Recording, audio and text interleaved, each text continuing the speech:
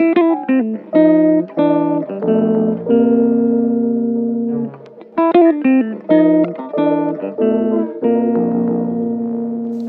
was working with Gladys Knight, and it was like my first gig with like somebody of that caliber. And we were playing at a gig in Florida, and there was this bass player there named Bill. And so we got to be friendly, and he was like playing with the opening act, and we were kind of on a short tour together. And this guy, like, the bass was just singing, and I was like, that's a real nice bass, but you know, I'm a new kid and didn't really have money to buy something like that. But I always remember whenever I go to Florida, I'd see him playing it. And so a couple of years later, I ended up getting a gig with Al Jarreau and Freddie Washington. It was his gig. So he sent me like a board tape of so I could learn the show, and he sounded great. And so I said, well, what are you playing? Because I've known him forever. He was playing a P bass. I said, but this is like 5-string. And then that was like all the thing. Everybody was like 5-string. And I'd heard Anthony Jackson play it. So I heard Anthony on record playing it, and then saw Freddie playing. And I was like, if I want to be a pro, man, I got to play what the pros play. I want to step in, and I need a better sound. And I was playing a P bass, and I loved it. But guys had that low string, and then Anthony was playing 6 strings, and then Patitucci. So I'm hearing this bass and this sound. And so I talked to Freddie. He said, hey, just call up Ken Smith. I'm like, you can call him? And he's like, yeah, here's the number. Just call him. Because, for me, it's like, I don't know that these guys will take a call from a nobody, basically. And so I called up, and your dad answered the phone, and he said, Ken Smith. I said, can I speak to Ken Smith? He says, yeah, Ken Smith. So I said, Mr. Smith, Freddie Washington gave me your number and told me to call, and I'd like to inquire about buying a bass. I don't know how much it costs or how long it takes to make them or whatever. And I said, I'm also a friend, a really good friend of Bill Dickinson. And he said, oh yeah, you're a really good friend of it? I said, yeah. He says, you're real good friends, and how come you don't know his name is Bill Dickens, not Dickerson? I was like, well, I don't remember, I didn't remember the full name, last name, Anyway, so he gave me a hard time about that, and that was our first conversation. And then he said, I don't have any here that are for sale, but there's one in L.A., because I told him I was in L.A. He said, I got one in L.A. that's at a shop, and you can go and check it out.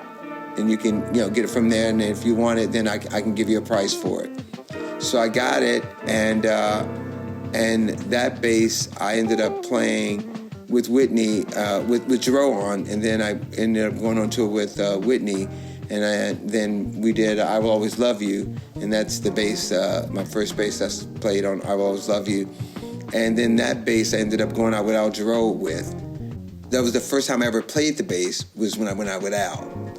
And man, that bass sounded so good, and I sounded so bad, because I never played a 5-string. And now I'm out there playing a 5-string on the road with Al Jarreau, and Toto's there the first opening night. And man, I don't think I played one right note. I was trying to get there, but I kept going to that B string thinking it's the E. And then I couldn't find my way back. It was just a bad night, bad night, first night. I'm surprised they didn't send me home, because I would have fired me.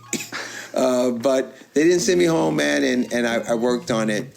And then I ended up doing a tour in South Africa, and I called up the shop and ordered a bass, and your dad suggested I get one made of African babinga, which I don't even know who's babinga, but I guess it's somewhere in Africa, I don't know. But the wood was a different sound. It was a brighter sound. The first bass was walnut.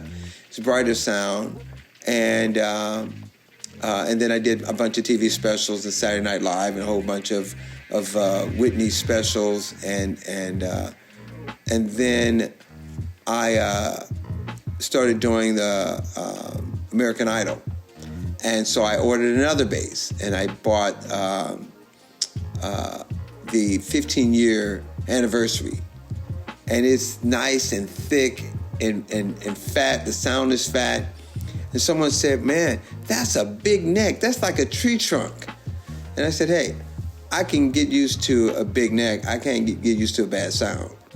It's an everything bass because the bottom end is so warm. I mean, even now, like I'll work on it. If I'm doing a session, I'll play it because of the sound. It's even all the way up and down. And very seldom do you have like the low end is maybe flabby, you know, or it's just not warm down there.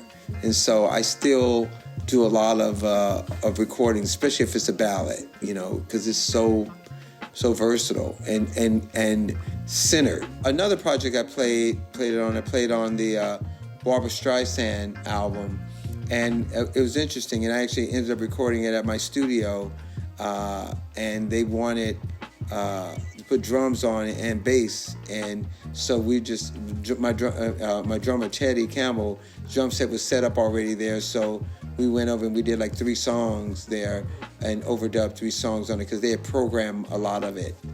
And this was a couple years ago. I forget the name of the album, but it was really a lot of fun because it sounds so even on recordings. And then all the Idol stuff, you know, we did all the recordings there, and a lot of the Grammy performances with John Legend, with